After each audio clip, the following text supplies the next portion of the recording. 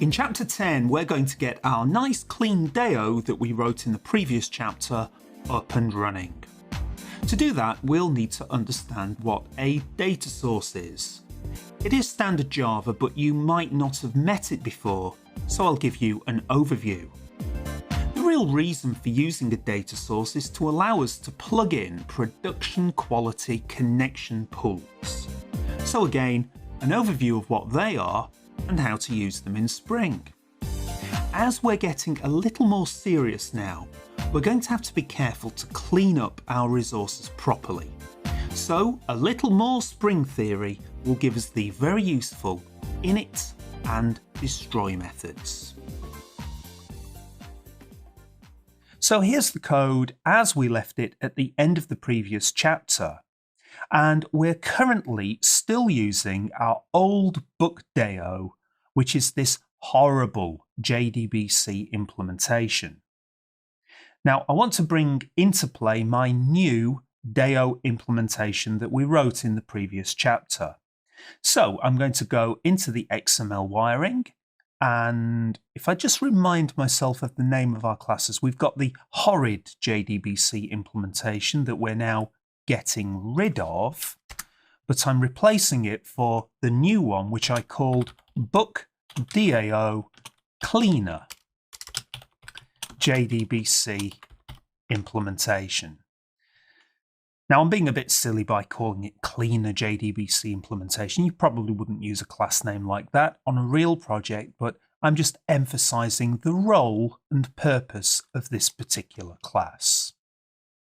Now, you might remember, if I can go into that class, just to remind ourselves that we have a property in this new implementation of the DAO.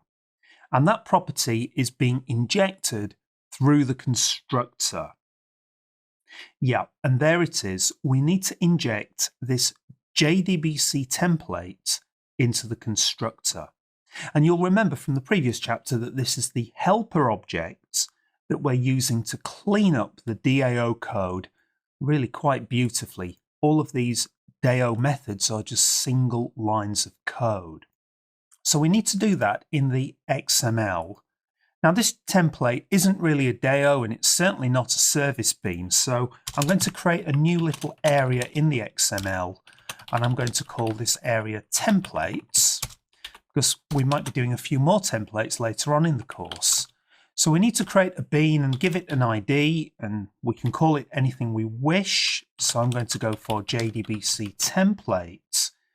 The problem is, what class name do I need in here? And of course I will need a package name as well. Now, this is a Spring Framework class, so we haven't made this name up.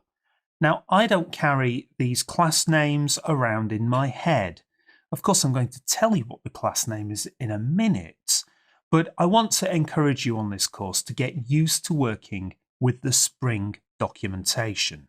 So I've switched across now to the Spring Framework website, or at least at the time of this recording, it's called spring.io, but remember that that might have changed by the time you watch this.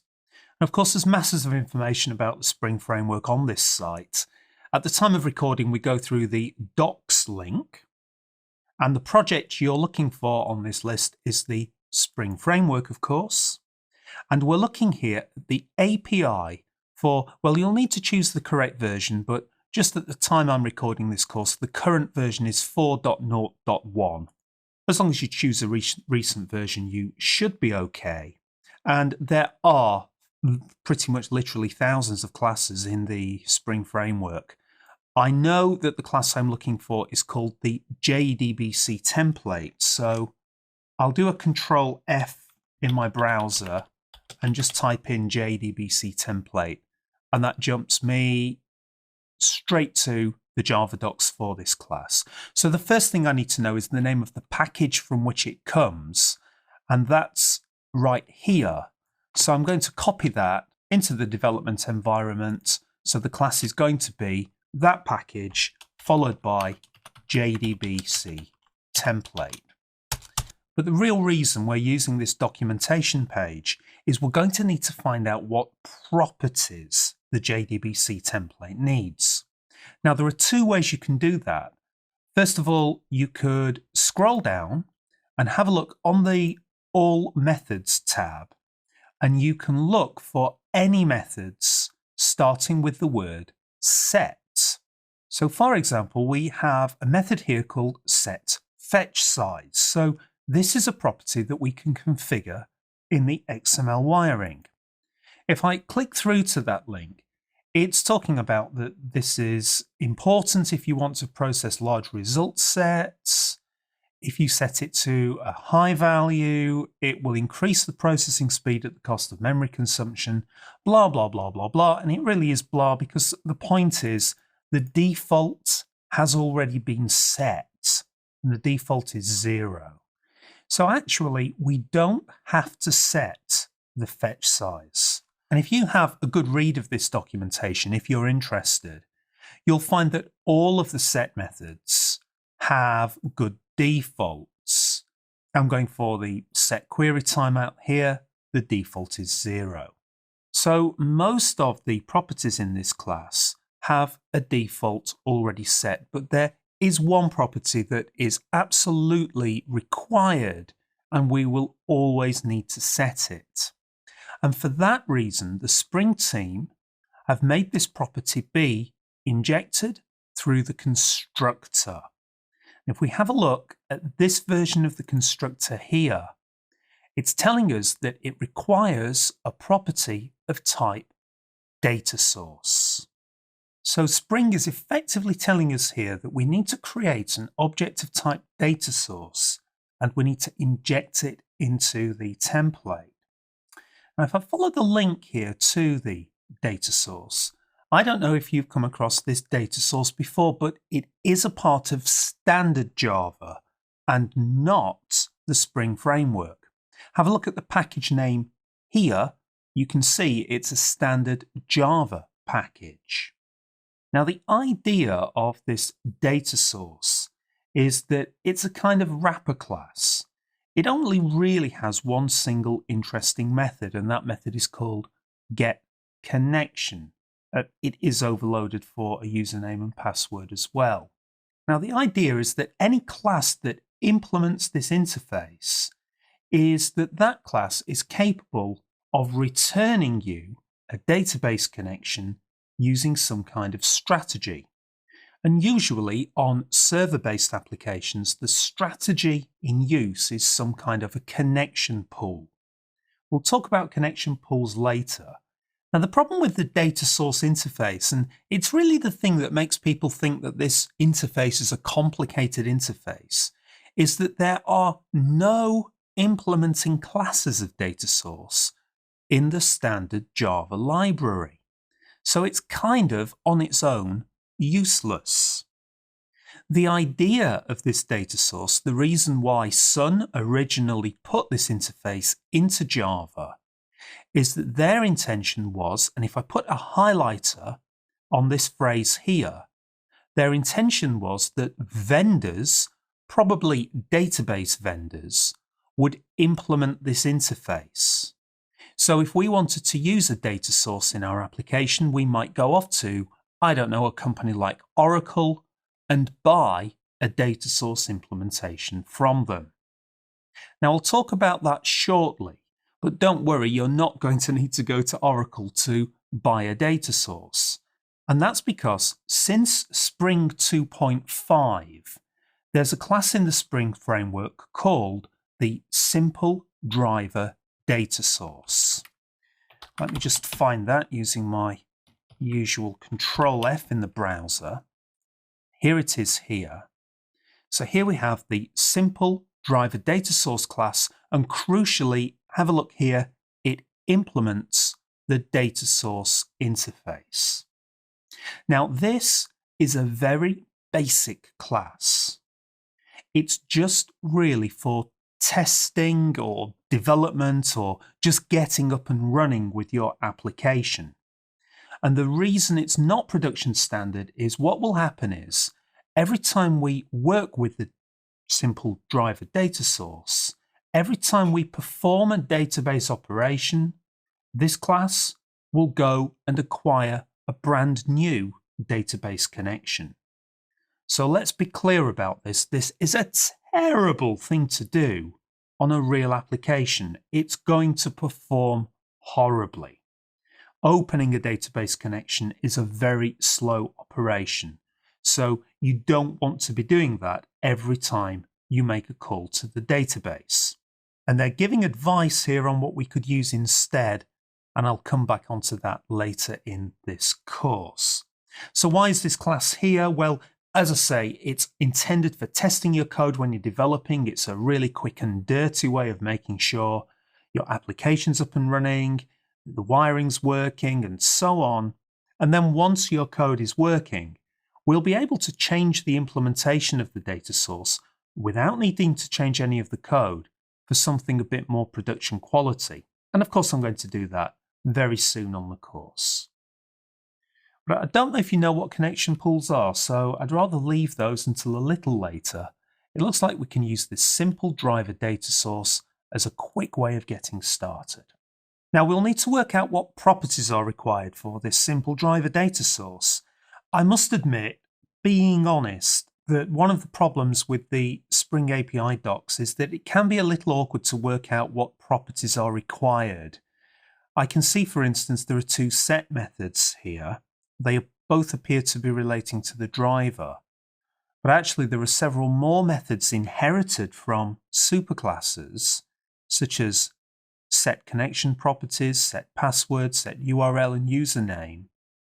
And it can be a little hard to work out, well, which of these do I need to set? So I've already kind of worked with this class, and I can tell you that the 4 properties we absolutely have to set are the driver class, the URL, the username, and the password. Now, none of these properties are complicated because they're the usual properties that we always have to set up when opening a database in Java. So let's have a go at configuring this data source then. So again, I'm going to have a block up here for my data sources. So I need to configure a bean. I'm going to give it an ID of, well, you can call it anything you like, but I'm going for data source. And the class is going to be, once again, we'll use the documentation so we can see it comes from this package. And the class name is simple driver data source.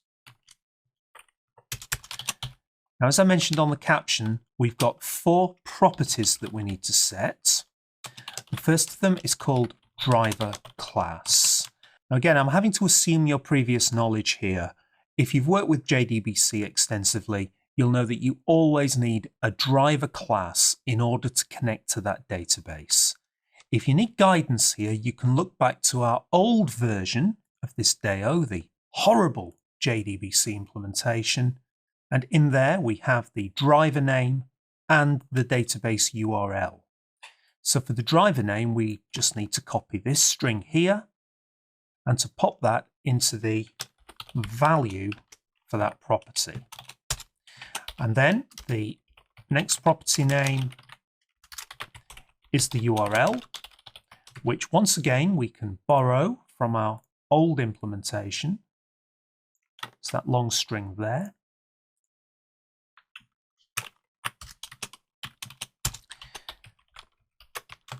And then we need the username, which for HSQLDB, the built-in username is the string SA, which I think stands for System Administrator. And for password, well, you can just leave that value as a blank. Now, I have an error here in my XML, and that's because it looks like on this line here I forgot to close the XML tag. Okay, well, that's looking okay now. So a data source, then, if you want to think of it like this, a data source is just a way of telling Spring how you want to connect to the database. Now, once we've configured this data source object, we need to inject it into the constructor of the JDBC template. So this is a constructor argument, and we're referring to our new object, which we called data source. Now, I know from my experience of teaching live courses that at this point, people tend to start getting quite confused.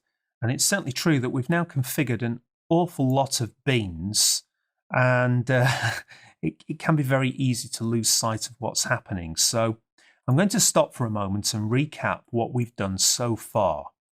I'm going to go to the Spring Explorer, right-click on the XML, and have a look at the dependency graph. Now I'm going to start by looking at this graph here on the right-hand side. And we're interested at the moment in our book service.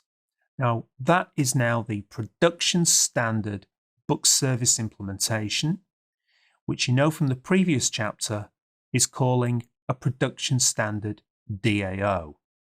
Now what we want this production standard DAO to do is to use the JDBC template to call the database for us. Now the obvious problem I can see from this graph is that we've now got a JDBC template. That's the work that we've just done. And the JDBC template is correctly connected to a data source. But you can see that we haven't connected this template to the DAO. It'd be great if I could just drag a line from there to there, but I can't. We need to do that in the XML. So the one thing I've forgotten to do now is if I go back to my DAO bean, I need to inject this template into the constructor of the DAO. So you know how to do that by now. Even if this is feeling a little complicated, it's still dependency injection again into the constructor. We want to pass in the argument, which is the JDBC template that we've just created. Now, just by doing that, if I go back to the graph, everything looks a lot more connected now. And as I say, it does feel like quite a deep stack of objects that we've set up here. But a quick review, our production standard service, where we might be putting business logic, is going to be delegating to a DAO, which is only going to have database operations inside, but we're using a JDBC template to simplify the database operations, turning a whole screen full of code into a single line of code. But the JDBC template needs a reference to this final bean, which is the data source, which contains all the information that Spring needs to connect, to physically connect to that database. So I think now, if we go back to our client application, at the moment the code we have is going to try to register a new book and then list all of the books in the catalog. Now we do have a database that we were using in the previous chapter. If I open that up in the standard Eclipse editor, I don't know what state your database will be in, but it looks like I just have a single book in there at the moment called War and Peace by Leo Tolstoy. So, and that's exactly the line of code we've got there. So if this works, we should probably see 2 copies of War and Peace in the system. Let's give this a run and see what happens. Well, I'm genuinely surprised that that ran through correctly, because we've done quite a lot of work here to pull all of this together. If you've had any problems, your first port of call, I think, should be the Spring Explorer, and check that your graph is hanging together correctly. And then if anything's going wrong, I'd probably check the values you've got inside your data source. But the important thing is, I'm going to check it again. We should now see 3 copies of War and Peace, and that's good. If I have a look in my JDBC DAO, I don't know if you remember, but in the constructor we create the table if it doesn't exist. So I think it's worth checking that. If I delete the 2 database.dat files and then run the code again, yeah, it looks like it's successfully able to recreate that table. So we've reached a really good point now. We've got this very clean implementation of a DAO, which is performing all of our database operations. And just to remind you, that's replacing a class, this horrid JDBC implementation that did work, but you can compare the two now. And for one thing, we've now taken out all of these driver names and URLs and passwords and usernames and put those into the Spring XML. And we've dramatically cleaned down how much code we need to write in these methods. And we also don't need the try, catch, finalies anymore, because Spring is going to diligently close connections if we have any problems. Now, just to be absolutely clear that this horrid JDBC implementation is now not being used, I'm going to delete it from the project.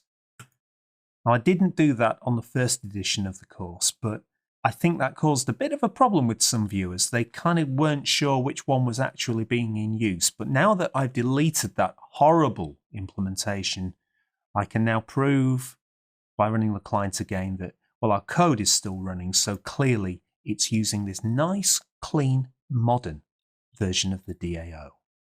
Now, going back to our XML, the big problem that we have with the code so far is that we're using this simple driver data source. Now, to be clear about this, this is not intended to be a production quality implementation of a data source. It's a quick get you up and running. And the reason it's problematic is that for every single database operation, a new connection is required, and opening connections is a very slow operation. Now, I have here a caption which is showing you the process that's happening under the hood when we're using that simple driver data source. We have on the left-hand side our client. The right-hand side here is cliched graphic representing the database. And here's our server code in the middle. So in there we would have our service, our DAO, and so on. Now, at present, the client's making a call, maybe to register a new book. And what the server is then having to do, and this is what's happening inside Spring, is a new database connection is being opened. I'm representing the database connection with this yellow oval here, and that animation I just did there was really, really slow. Well, it took a few seconds for that animation to run, which is exaggerated. We're still talking about fractions of a second, but that is still slow when you consider that our server is probably going to be having to handle lots of clients all accessing the system at the same time. And the other problem is that once this method is completed, so let's say that this connection has now successfully registered a book on the database, before we return back to the client, the server is going to have to close that connection.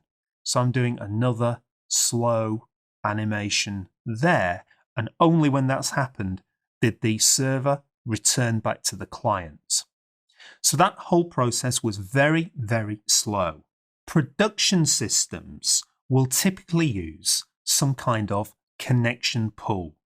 Now, just in case you haven't seen connection pools before, I've now reworked the graphic to show you the kind of thing that a connection pool will do.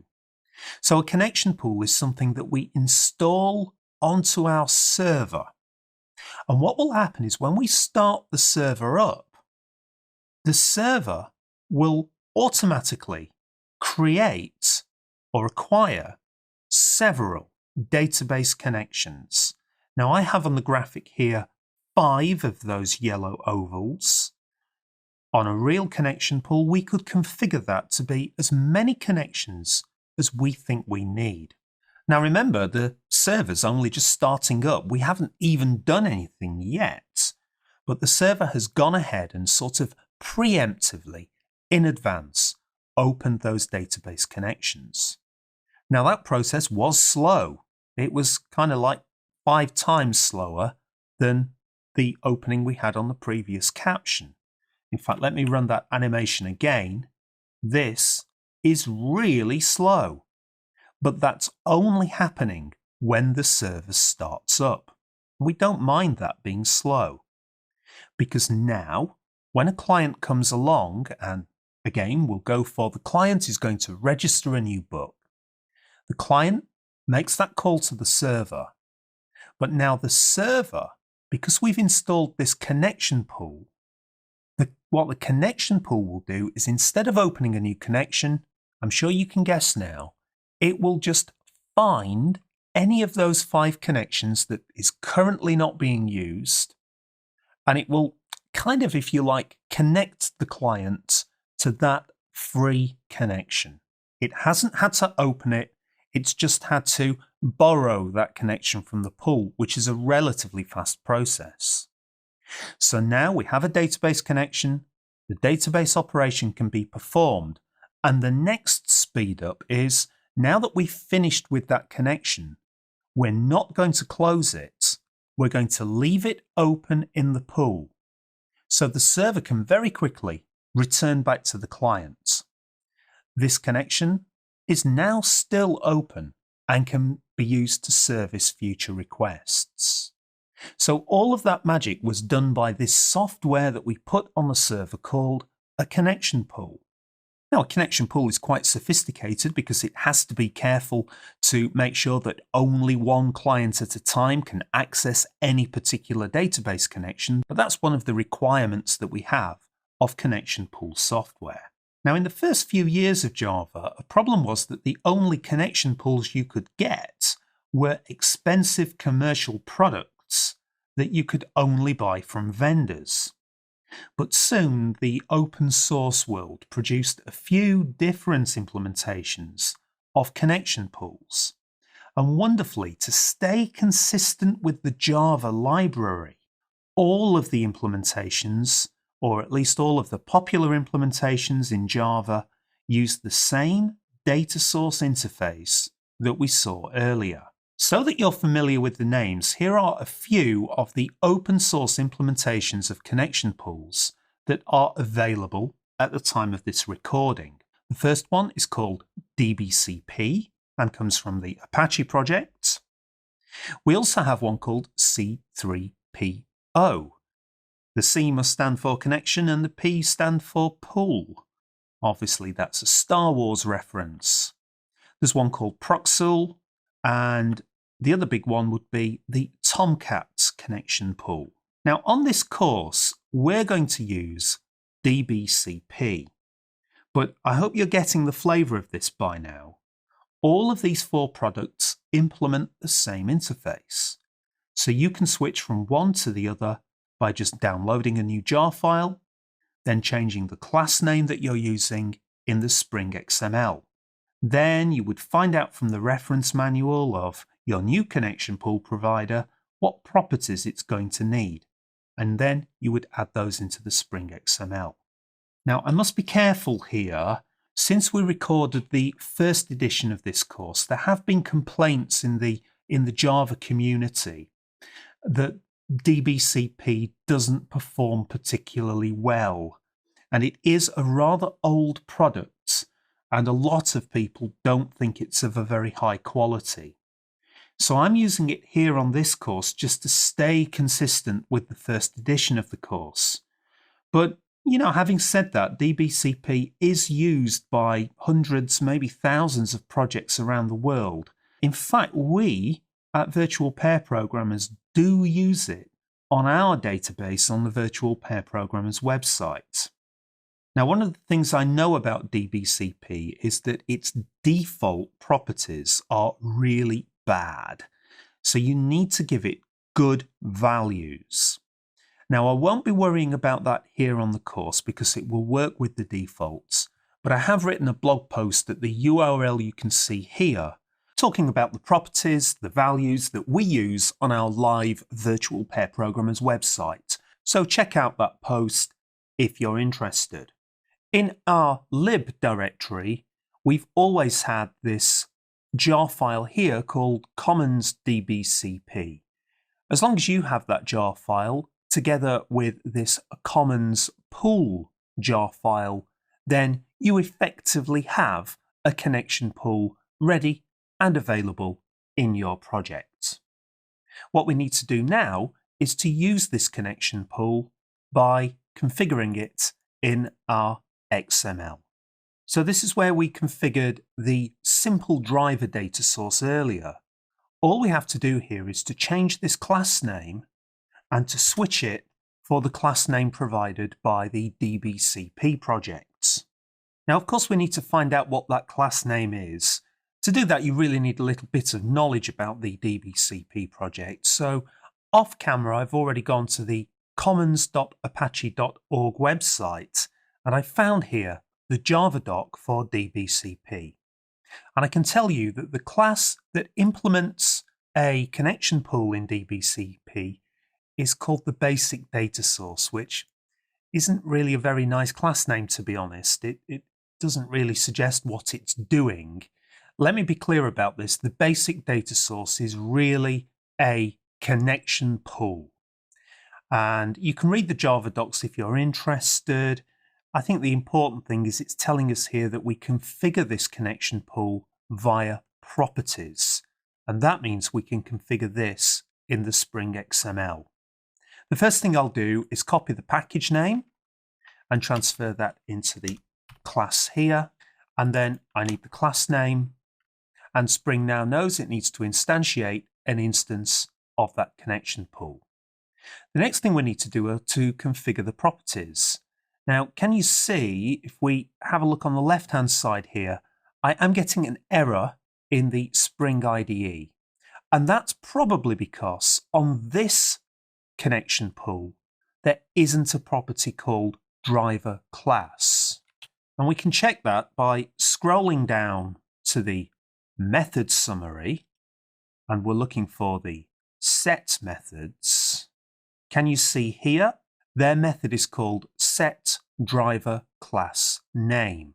So it's just a simple case that because this is a different implementation of a connection pool, it can have different property names. So I've just changed that there to driver class name.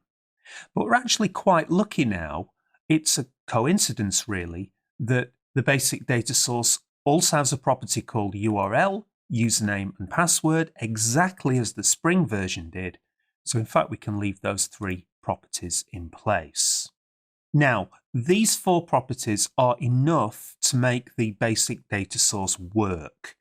The rest of the properties are there to configure things such as how many connections should this connection pool have open at any one time. So, for example, there's a property there called max idle. This configures how many connections can remain idle in the pool. That means just how many are sat there doing nothing. If I click into that, it's not telling me here, because really the documentation's not good, it's not telling me here what the default value is. But I'm going to assume that there is a good value. As I mentioned before, if you're going to use this connection pool in a production system, you want to put some good values in for those. And again, you can check out my blog post for details on that. But for our project, these four values will be sufficient. Now, I know I've only made a small change there, but I still think it's worth checking out the Spring Explorer and having a look at the graph. And that's looking good. The book service is delegating to our DAO, which is using the Spring template to simplify everything, but it's now using a production quality connection pool. So we would see better performance by using this data source.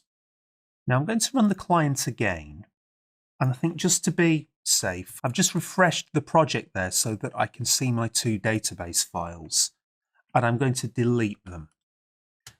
So we're starting from a completely clean, fresh project. And if you remember, the client's doing nothing more than registering a new book and then listing all of the books in the catalogue. Let's give this a run. And that looks okay. We're seeing that book registered. I'm going to run it again though. And that doesn't look so good because I've run it a second time and I'm still only seeing one book in the system. Now, we're expecting persistence here, so every time we run the application, we should be seeing an extra book added. So what's going wrong here? Well, if I go back to the Package Explorer and once again refresh, we have a clue here. Can you see that there's 4 database files now instead of 2? And one of them is a good clue. Database.dat.lck. That's a lock file, and it's telling us that the database is still open and has not been closed down. Now, because this is a file-based database, when you've finished working with the database, you need to close it down. That's the only way that HSQLDB can close the files properly. So this suggests that something's going wrong. Now, the reason that this isn't working is quite a subtle problem. I remember the first time this ever happened to me years ago now, and it took me a long time to work out the problem. The source of the problem is that the basic data source, the connection pool that we're using, needs to be told when to close. The basic data source has a method. I'll need to scroll down quite a long way. In fact, here we are. It has a method called close. Now, the intention of this close method is that you call it when the application is completely finished. And that means not when you've finished with the database connection, but when you've finished with all of the database connections and you want the entire pool to close down. So if you were writing a web application, for instance, you would need to call this method when you're shutting the server down. Now, what you could do in your client's application is, before we close the Spring container, we could, right here, look up the data source bean from the container and then try to call its close method.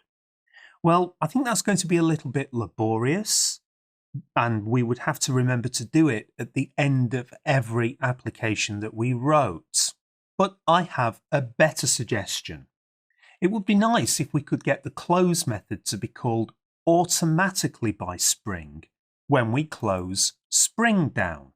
Because remember, this last line of code, we've had that in our client since the start, is the method telling Spring to close down. And in fact, we can do that. This relies on a bit of Spring that we haven't yet covered, is that for any of these beans, we can specify here in the XML. This is the line where I'm defining the data source bean. We can specify a destroy method. And you do it exactly like that with destroy -method. You'll notice that the IDE has made this a different color to emphasize that it's recognized. And we can plug in here the name of any of the methods that exists inside this bean.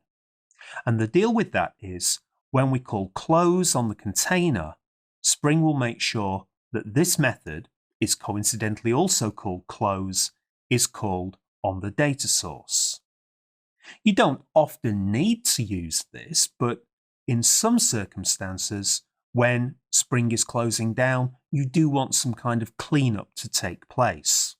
So that's a really useful feature, and it avoids us having to manually go through our beans calling methods at the end of the program. Well, that's good only if it works. I think actually before I run it, I'm going to delete those 4 database files. We might as well start from a completely clean system. Okay, well, we expected that to work the first time, but if I now refresh, oh, that looks good. We've only got 2 files now, which suggests if I run a second time, great, 2 books in the system. A third time, just to be sure, yeah, we've now got 3 books. Now that reminds me that there's a further improvement that we can make.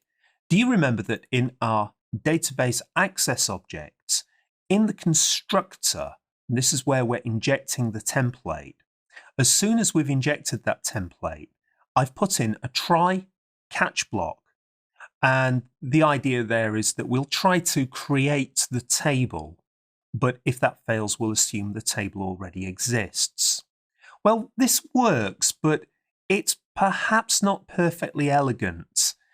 I'm not sure really. It's okay, but sort of doing actions inside the constructor is a little bit unusual.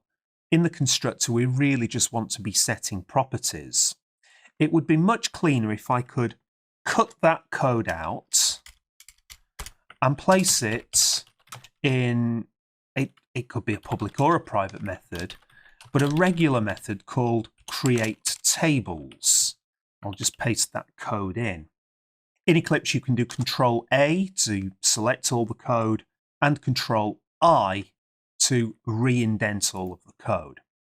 That kind of just looks nicer because it's now in its own method. But of course, now this method is never going to be called. But you might have guessed where I'm going with this now.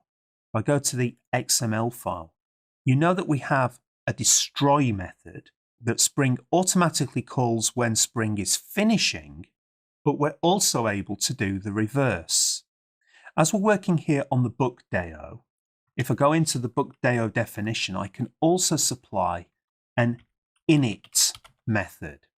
Of course, that stands for initialization method. In our case, this is going to be create tables, and that's telling Spring it needs to call that method once it's created this book DAO object, i.e. at the start of the program's run. So that's going to call this private method. By the way, Spring can call a private method, it just uses reflection to do so, no problem there. And so we don't need to manually call that method. I won't be using the init and destroy methods very often on this course because you don't need them very often, but they're very elegant when you do need them. Well, let's check that that runs. I think again I'll refresh and delete the database. Of course, this will crash if the create tables method doesn't run, but yep, that's running well. And if I run again, great, we now know that the create tables method is definitely running. Our DAO is now up and running and almost production quality. We've seen what a data source is, that is standard Java, but every leading connection pool implements the data source interface. And that's why the JDBC template works with any data source implementation. There are several implementations and I'll leave you to choose your own. Be aware that the DBCP that we're using on the course has a bad reputation these days, but I believe it's okay as long as it's well configured. Do check out my blog post for details. We have to be careful to clean up our resources. We need the destroy method to make sure the connection pool is properly closed. You'll find that even in production projects that they often don't bother with that destroy method. And in a way, you can get away with that on a normal database. We needed to close properly because the database gets locked. Now that won't happen with Oracle or MySQL, but without closing properly on those, you might leak connections instead, which can be a problem, so you should always include a destroy method for data sources. Well, the next chapter is going to cover the rest of the basic support in Spring for databases. We'll be looking at how to manage exceptions, and only if you're interested, we'll be talking about JNDI. So I'll see you again for that.